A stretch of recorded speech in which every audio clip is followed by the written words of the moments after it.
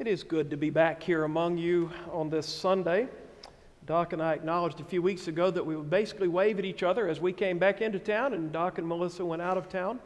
And we pray for them while they're gone. Speaking of, we got some challenging news, as you are aware, and it was good to know that you were here praying for us and Elizabeth's family, and so we thank you for that. And you've made that evident as we've walked the halls today, and we thank you for the strength that you lend us and that we can count on you all as church family. We've been keeping you in our hearts this week as well, and some of you very specifically in our hearts as some of you face challenges during this week back here at home. We're glad to be back with you, and it is a privilege to be here in front of you. Let me ask you a question, though, as we start. Are you competitive? We all know that friend or family member who we love very much, but drives us a little batty because their story has to always be one notch above ours. Or if we buy a new car, they buy the same one, but they've got to have the gold edition. If we tell a joke, theirs is funnier. If you walk 3 miles, they jogged 6. You got a master's degree, they got 2. I confess, I am competitive. Mostly with myself these days. I'm also competing with a very warm room, and I acknowledge that this morning. You will not offend me by your fanning. Do whatever you have to stay with me. But mostly nowadays, competition happens within my hobbies or the little things in every day. Elizabeth will tell you that just simply wadding up a piece of paper to throw it in the trash can devolve into a one-man pickup game where each shot has to come from a little farther out. And why celebrate my last writing project when the next one is waiting to be found? I have to compete with myself because I guess I enjoy having something.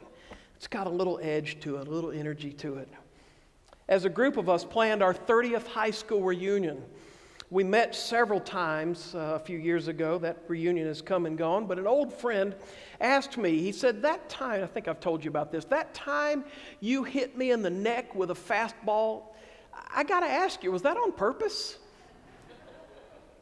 Trusting the grace of 35 years past, because we'd faced him back when I was in elementary school still. 35 years later, I trusted that the real answer was okay, and I said, yeah, I did. I mean to hit you in the neck, but I hit you on purpose. And he said, why? And I said, because you always dug in a little too close at the plate, and I got tired of it. And he accepted that answer, and it made sense to him. Paul was writing to the church in Ephesus, and actually here in the middle of it, right here in the middle of his letter to the church, he started praying for them. He knew that no matter how much he wrote, how much guidance he sent, how many times he preached and they heard or heard about it, he couldn't give them all that they needed. The Ephesians were facing some daunting challenges, and part of what made their own lives as a church or a family of faith so challenging is that what they brought to the table really wasn't helping a whole lot. Being the church wasn't a self-help project, commentary writer Edwin Searcy says about this letter to the Ephesians. Being church wasn't a self-help project. So Paul was turning them over to God as the ultimate source for the days ahead. Being a stronger spouse, being a better friend, a healthier sibling isn't a self-help project either, is it? Another writer, George Stroop, says that the Christian tradition has long known that how one lives in relation to God is a pretty clear window to how we live with others. Can you live healthfully in competition with those you love the most? I have received a fair amount of attention locally for my divorce recovery work because it's unique, and also for my premarital counseling work with couples because that's all too unique. What no one is supposed to know about is how many veteran couples over the years have also taken me up on the offer to spend 5 weeks in private marriage tune-up work. Now, if I just described you, don't worry, there are no names or specific stories. But over the years, a lot of couples have seen that announcement and taken me up on that and come and spent 5 weeks. We start them off with an analysis instrument that gives a snapshot of their relationship. And it's a picture that takes into account what they are now, some 5, 10, or sometimes as much as 25 years later. And then we get to work. And I didn't go into that work looking for any one factor to rise up above all others. I know as well as any that marriage can't be boiled down to any one moving part. There are aspects you can work on, and then there are aspects that are just full of chemistry and mystery. The same is true for a good friendship or a healthy work relationship, any family setting. But over the years, I couldn't deny noticing that so many of the lovers who have gone to the altar at one point had somehow transformed into competitors over the years. Couple after couple would come to me, and many of them would come in on the first day and blurt out the issue that they felt like they needed to work on, and we would. But more often than I could believe, I began to notice, it became obvious that what lay at the root of their pain much of the time, their chosen issue, was that they felt that they had become rivals now. And today we as a culture have homes being run by competitors, living under the same roof, trying to parent, trying to love, trying to run the small company that they unwittingly created that day they went to the altar and got married. But secretly, they've given in to scorekeeping. They've done damage to one another or hurt each other with words. Some began to lie to each other. Eventually, some found another to love. Far more of them simply just felt like giving up and checking out.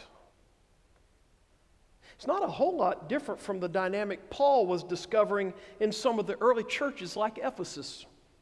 Funny how a lot of the same things that work well at church also work well at home.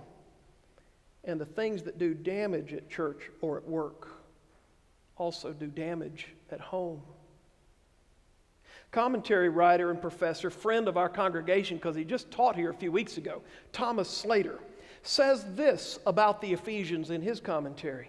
Many people, he says, many people say that competition brings advancement.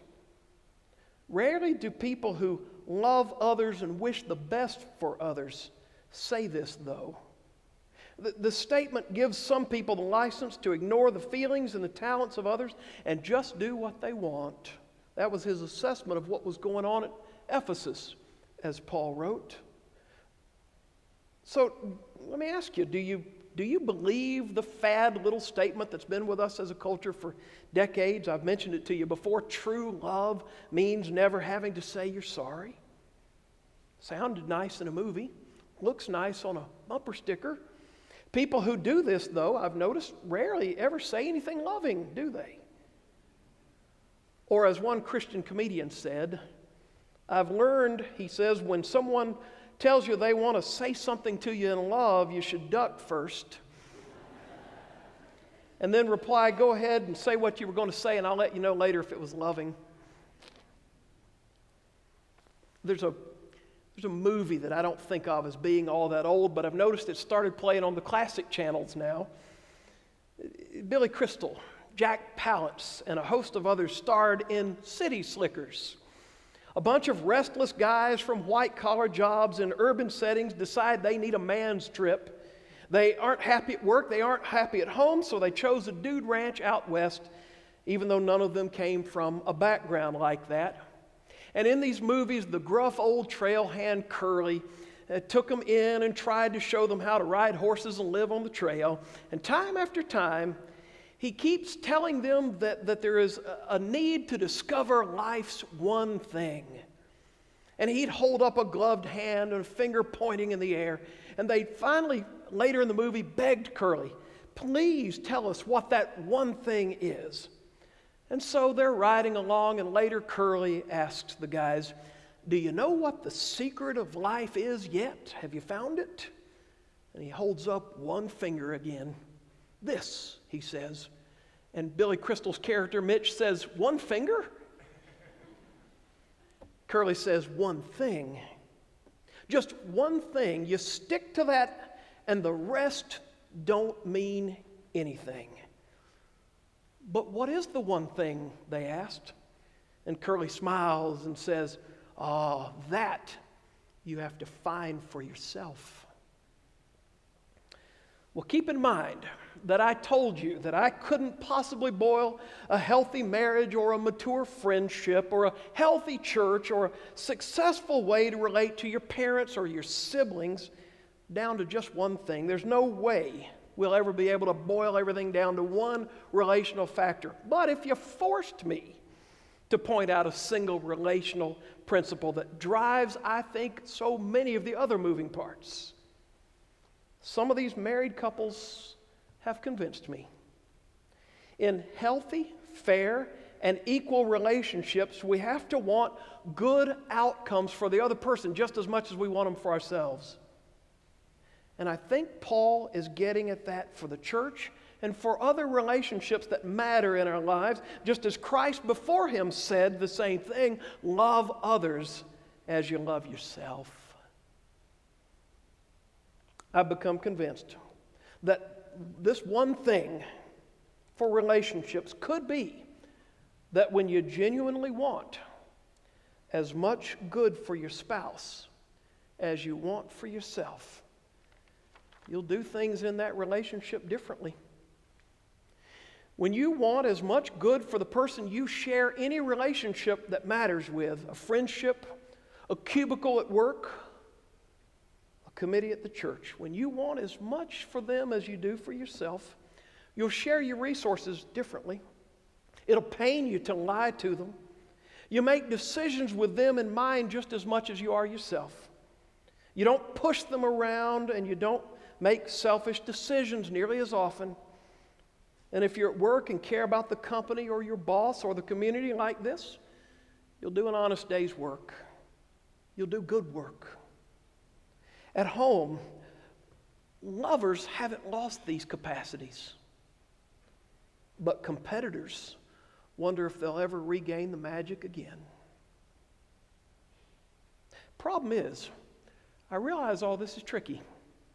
Left to ourselves, the list of people about whom we probably feel this way is painfully short.